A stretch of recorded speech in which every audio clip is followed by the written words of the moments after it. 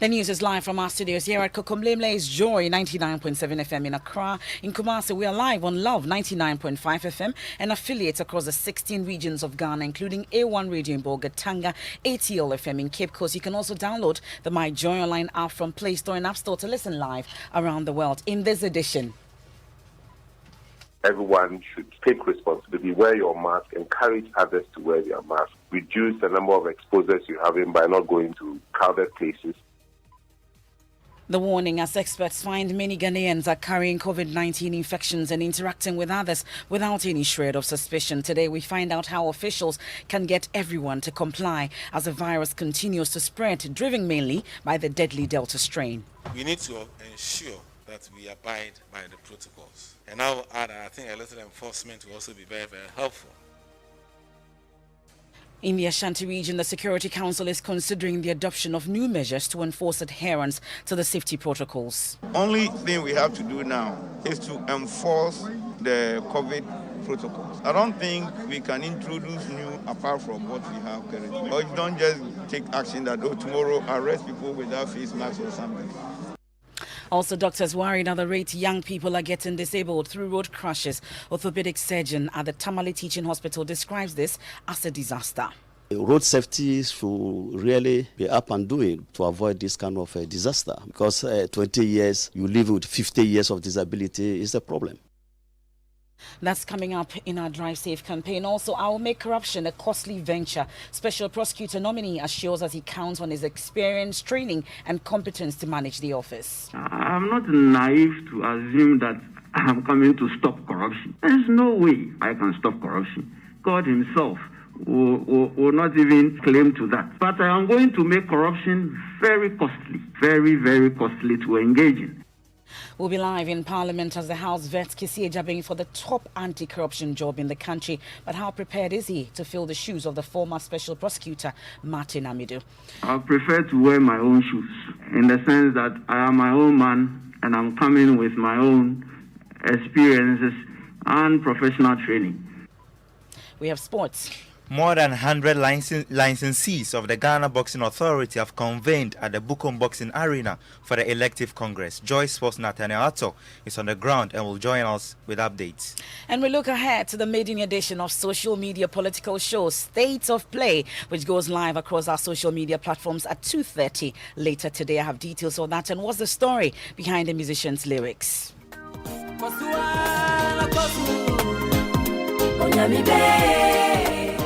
You know the inspiration behind this song? Now tell me. A hug from a lady. Now Obi argue on one cause say. Yeah, Obi a hug me, yeah.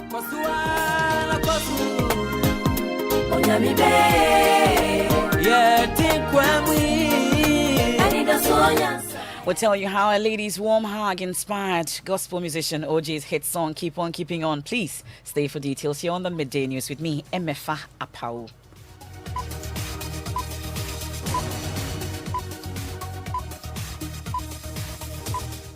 And this is your home of bold, credible and fearless journalism. I'll take you to Parliament along the line as the Appointments Committee vets Special Prosecutor Kisi Ejabing. But first, this afternoon, public health experts are warning all Ghanaians against violation of the COVID-19 protocols as they review that many have contracted the virus without knowing. The change in symptoms and efficiency of the Delta strain has complicated an already bad situation, which is pushing the country to what officials say will be the third wave. The Ghana Health Service, at its high-level management meeting, identified lack of adherence to the safety protocols as a major factor in the spread. We'll hear from Director General Patrick Umabwaji shortly. First, here's our health desk editor, Fred Smith, with an update on our cases. Any good news from the dashboard, Fred? No good news, unfortunately, MFA. 240 new cases in the last 24 hours as we've recorded. It brings our active cases to 3,618. One more person dead. 818 is the death toll now. The situation is worse in the Greater Accra region and Ashanti regions. Greater Accra has more than 2,000 cases which are active now, and the Ashanti region with 1,023 cases. All regions except the Upper West region have got cases. Okay, well, that's the situation. I was hoping Fred has some good news for us, but unfortunately we don't. We can now hear from Director General of the Ghana Health Service, Dr. Patrick Umabwaji. But what we have also discovered in our search when we went to do a response was an apparent disregard for the protocols. And I cannot tell you for example fact that even when you go there, even the teachers, some teachers were not wearing the mask. So our response has been one, we need to mobilize all our opinion leaders, religious leaders, traditional leaders, and key influencers to ensure that we abide by the protocols. And I will add, I think a little enforcement will also be very, very helpful. Time to comply. Wear your face mask. Well, in the Ashanti region, the Security Council is considering adoption of new measures to enforce adherence to the safety protocols. The decision will be based on advice from health professionals in the region. Regional Minister Simon Osei-Mensah is urging strict adherence to the safety protocols in the face of increasing cases. We are meeting next week, and we will take the decision at the RESEC meeting. Because, on each issue, we invite technical people to come and advise us on as to what to do. We don't just move in the moment something happens, but we move in upon specialist advice. So at that meeting, we invited some medical professionals to come and advise us on the way forward. Or don't just take action that, tomorrow arrest people without face masks or something. We will link up with them. Whatever advice they give us, that is what we will implement. Well, that's the Ashanti Regional Minister Simon Osei-Mensah. Well, experts say the seriousness of the problem calls for every individual to take some level of responsibility and stem the tide. Reverend Professor Kwame Nasego, Associate Professor, Molecular and Public Health Virologist, Department of Medical Microbiology at the University of Ghana Medical School, joins us thankfully this afternoon on the Midday News. Thanks so much for your time. So first off, from where you sit, why do you think it's becoming difficult to get people to observe the protocols, especially mask wearing? Thank you and good afternoon. Well, I think that there are multiple issues. One is that people are tired already of wearing masks. The other is that people just don't believe that COVID is for them. It's for another group of category of people, but it's not for them. I was in Cape Coast a few weeks ago for a funeral, and I was wearing my mask. I was actually made to feel odd, and I was clearly told that here we don't have COVID here. So it's that the fact is they don't believe they have it. They probably have not seen the worst of COVID before. And it's probable that people out there are not showing severe signs of COVID, at least within the community, certain communities. So people find it difficult to be able to pick it up and say that this is really COVID. So there may be multiple factors that are causing that. Well, interestingly, in the central region, there are currently 41 cases, active cases out there. But how risky is it out there, apart from the central region? How easy is it for people not wearing the mask or keeping to social distancing rules to catch the virus? I think it's risky because, you see, there are two things. You catching the virus and then showing symptoms. So depending on the kind of symptoms you see, you show. Whether it's mild, whether it's severe, whether they know any people who've gone into critical care. But we currently are doing a study at a primary healthcare setting at the moment, and it's still ongoing. And we're finding people who come with malaria-like symptoms from the community, and they think it's malaria, they have a bad headache, and they do RDT, they do COVID, and some of them are turning out to have COVID. So it's out there in the community, and so it's risky. But the issue really is how people will turn out. There's probably still something that they're not picking. When I mean they're not picking is why probably, I don't have all the epidemiological data, but probably why people out there in some communities are not showing some severe symptoms. Because probably that's also part of the problem. People think that, well, this is not real, this is not for us. But some of them are coming with malaria-like symptoms, testing positive, which means it's out there. Okay. And so it's risky. Well, what then do we say to those who say they have taken both jabs, hence they are not able to get the virus, so they can relax the protocols? Well, at the moment, I'm aware that people have both jabs and yet are getting COVID. Probably they are not dying. I don't have all the details, so unless maybe the Ministry of Health gives that detail, because they probably have done an assessment of people who have taken jabs and whether they've gotten into critical condition or not. But definitely, I know that people who have gotten both jabs are getting COVID and getting to hospital. So it's not as blanket as saying that because I have both jabs. And again, some observations are being made, but because we're still finishing up on them, but we shouldn't assume that because we've had the 2 jabs, we are necessarily protected. And that's the mistake people make. You take a vaccine, you have not checked whether you've responded to the vaccine. And yet, because you've been vaccinated, you are assuming that you are protected immunologic by having antibodies. It's not necessarily true, because some people may take jabs and may not respond. I'll use myself as an example. I took the hepatitis B jab some time back, and I took the course, the entire thing, probably with a gap between one of them, but I didn't respond at that time. So we shouldn't assume that because you've been vaccinated, you are necessarily protected. Okay. It's not that, yes.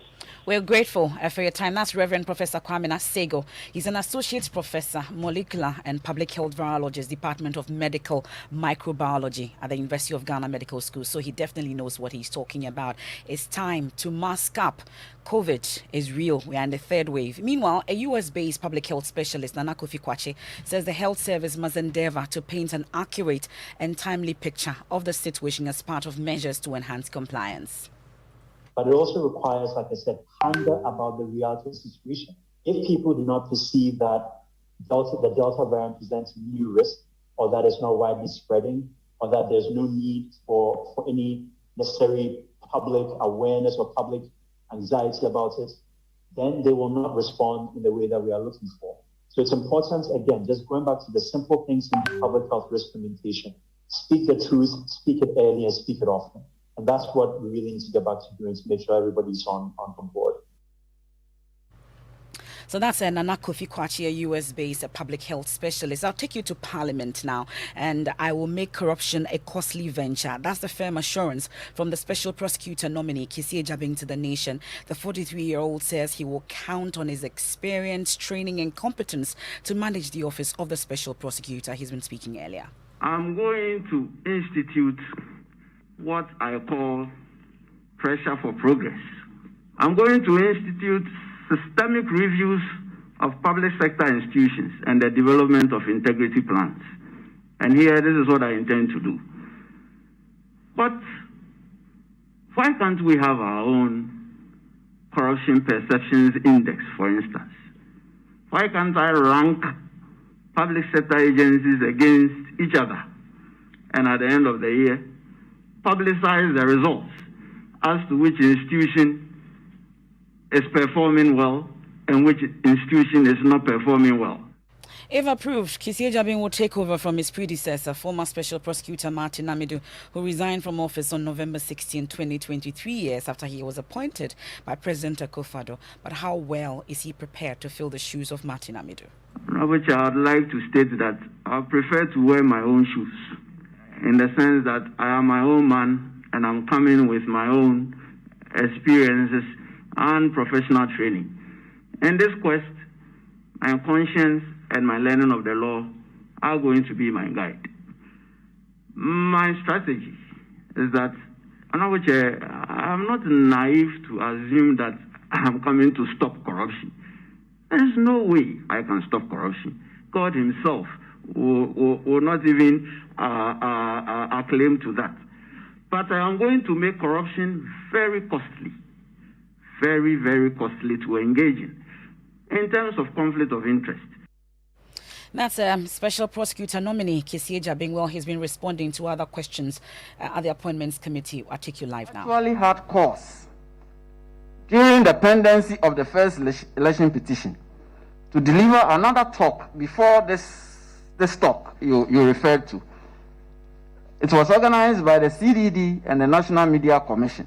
And there it was in respect of free speech and accountability and the rule of law. If we will recall, several individuals, private persons, had been hauled by the Supreme Court and cited for contempt. And my consternation was that it appeared as if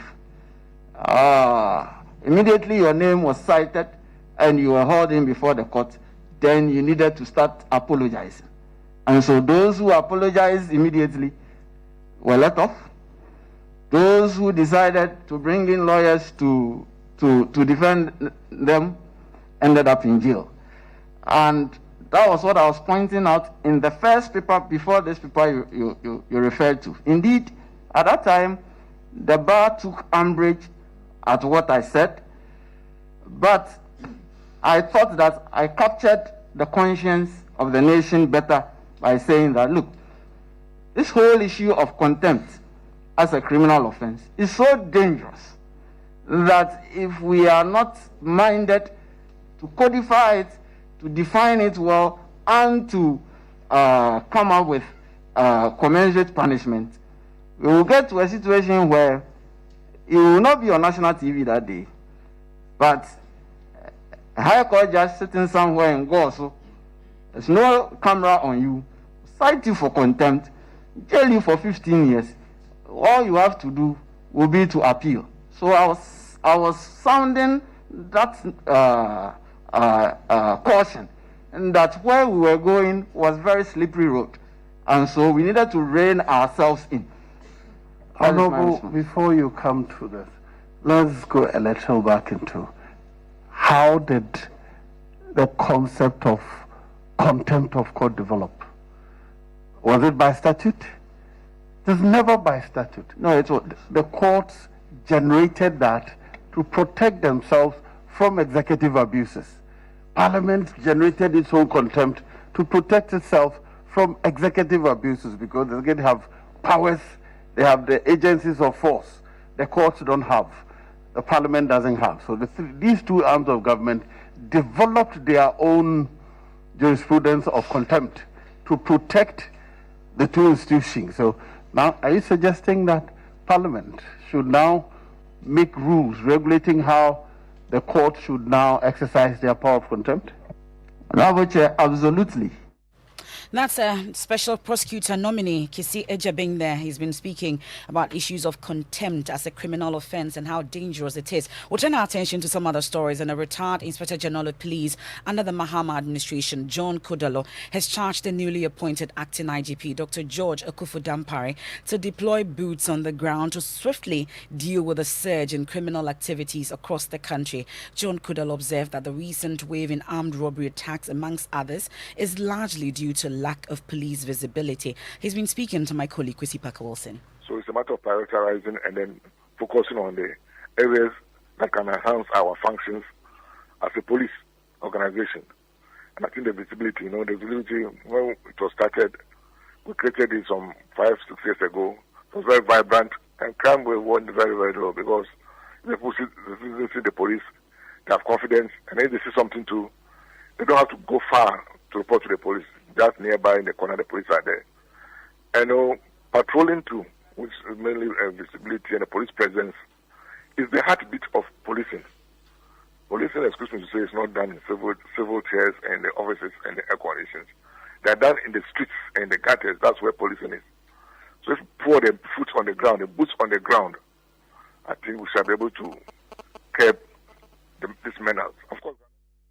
He also asked COP Dampare to remain firm in the discharge of his duty, insisting the application of justice must be balanced in spite of one's political affiliation. Must remain focused because it's a human institution, but there will be influences. But I make sure it doesn't interfere with your core functions.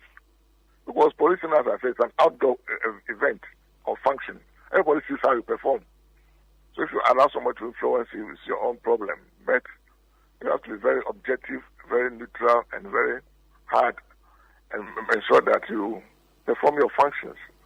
And I think with this behind his mind, and in the path I'm sure he will traverse, he must be able to succeed. He's incoming, so we must give him the free playing ground to see him release his potential. Former Inspector General of Police John Kudalo there with a charge to COP George Akufu-Dampare, the acting head of the police. Also, some of you have been sharing your expectations on the appointment of COP George Akufu-Dampare. We can hear you.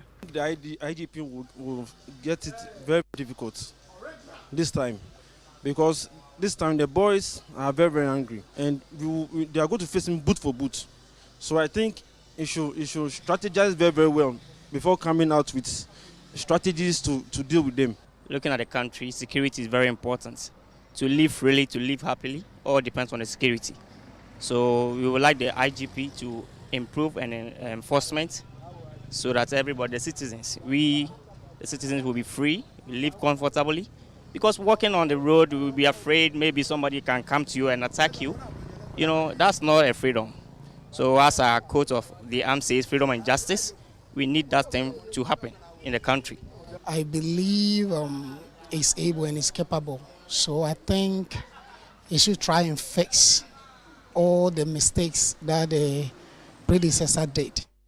Some of your views on the appointment of COP Dr. George Akufu Dampare.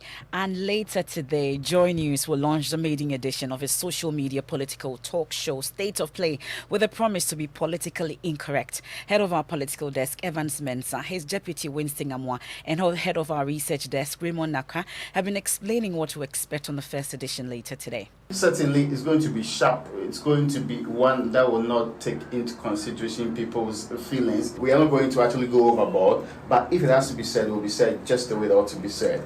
No holds back. If I say you have failed, if I believe that you've underperformed, and if I believe that you do not deserve my taxes, I haven't defamed you in any way. We must speak the truth to power. And it's exclusively, I can't repeat this enough, only on social media. Catch State of Play today at 2:30 p.m. live on Facebook is Joy99.7FM, Joy News on Twitter, Instagram, TikTok, myjoyonline.com, name it and we're there. And remember to use the hashtag State of Play. We'll take a quick break here on the Midday News and the warning. We've been hearing the warning of experts as they find Ghanaians are carrying COVID-19 infections and interacting with others without any shred of suspicions. We've also been hearing from the special prosecutor nominee saying that he'll wear his own shoes and ready to fight corruption. And later, when we return, we'll hear the story behind a musician's lyrics.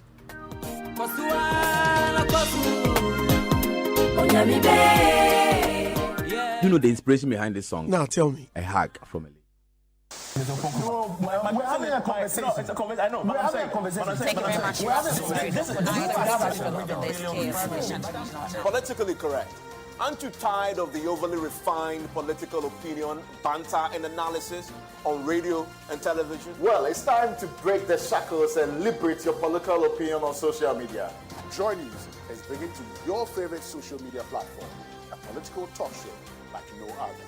Raw, live, and interactive. We call it the State of Play. Join the best political team on social media. Evans Mensah, Winston Amwa, and Raymond Aqua every Thursday for 30 minutes at 2:30 p.m. exclusively on the Joy News and Joy99.7FM Facebook pages, as well as on YouTube and Instagram for a live interaction. Drop your comments on our live stream and engage with us on Twitter via the hashtag State of Play. State of Play, simply politically incorrect.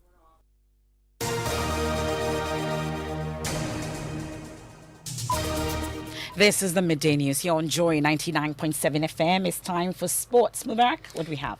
Yes, Semafa. Today is about the Ghana Boxing Authority, and they are holding their elective congress today. Over 100 licensees have gathered to partake in the voting process.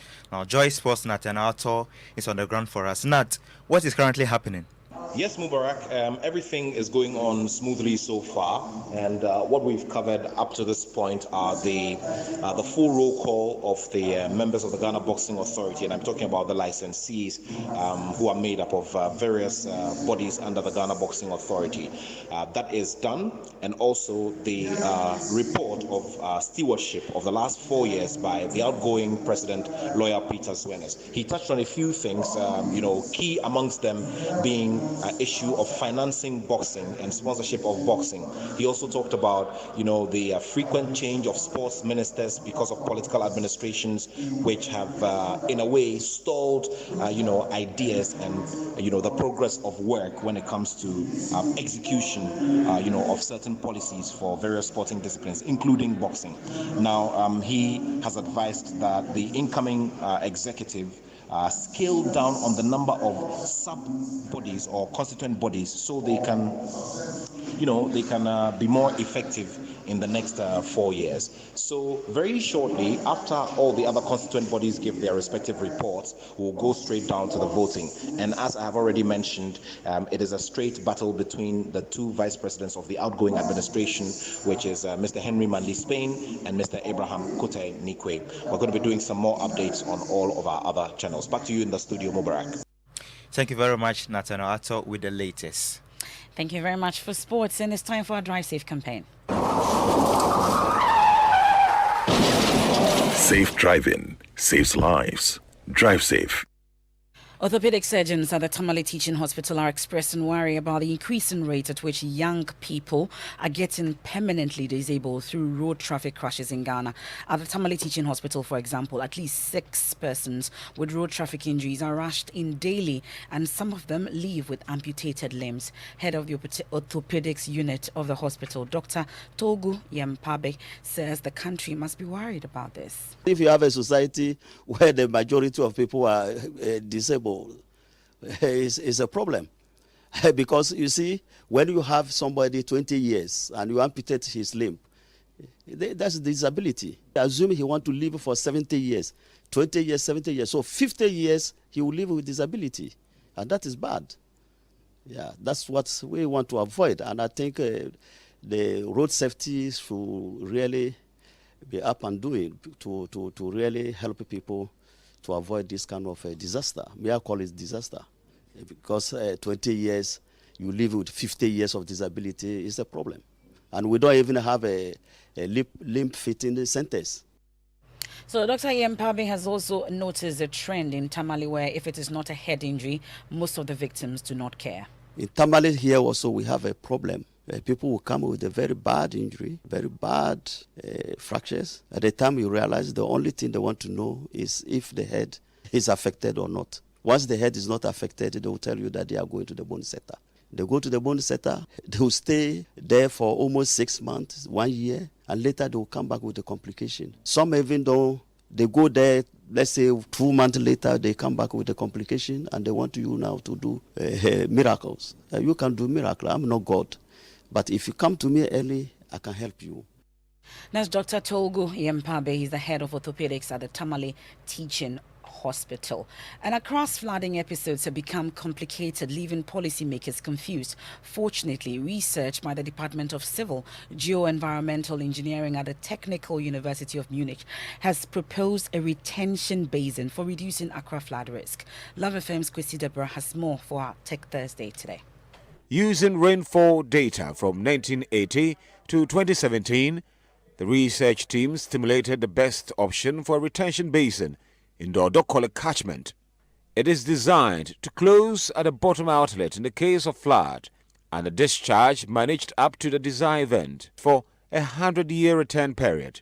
The basin will temporarily store the water and then discharged purposely downstream. Head of Settlement Studies of the Kwame Nkrumah University of Science and Technology, Professor Divaya Haji, is a member of the project supervising team. In this particular case with the basin comprises a dam with outlets and a spillway, and targeted at peak discharges, during flooding. So the outlets are normally shut during floods and regulated to discharge downstream, so as to reduce the risks to flooding in the city. In the event that the water level exceeds the predetermined or designed level in the dam, the spillway is then open for relief of the system. Reporting for Joy News, Kwesi Deborah. Now it's time for entertainment, and gospel musician Michael Owari Sechi, popularly known as OJ, has reviewed that his 2003 hit song "Keep On Keeping On," Kosoana Koso, I'm sure you remember that, was inspired by a hug from a lady. Yes, a hug. Listen as he opened up to Andy Dossi on Daybreak Hits.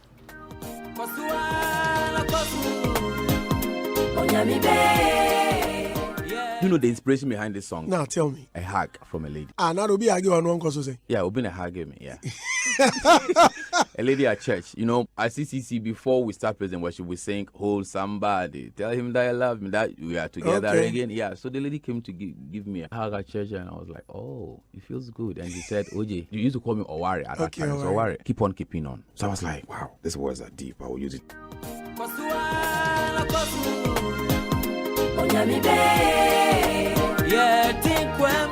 You can definitely brighten up somebody's day with a hug. And that's it for the midday news here on Joy 99.7 FM. Stories on myjoyonline.com. I was nowhere near Ejapadiu. Special Prosecutor nominee Kisi Ejabing. Also, we're streaming live at Parliament Appointments Committee as a vet. The Special Prosecutor nominee, he also goes on to say, I'll make corruption a costly venture. COP Dampare can be political but should not be partisan. That and more on myjoyonline.com. What are you running for? Is a topic for Living Word with Pastor Menso Tabil. Please stay. I am MFR Paul. Thanks on behalf of the entire team. Hello, please, am I speaking to Miss Joanna Kuma? Yes, please. My name is Philip and I'm calling from MTN. Someone has just sent you money and we will need you to enter your PIN number so that we can put the money in your account. Hey, Hey, oh, Dada, MTN will never ask you for your PIN. Never reveal your PIN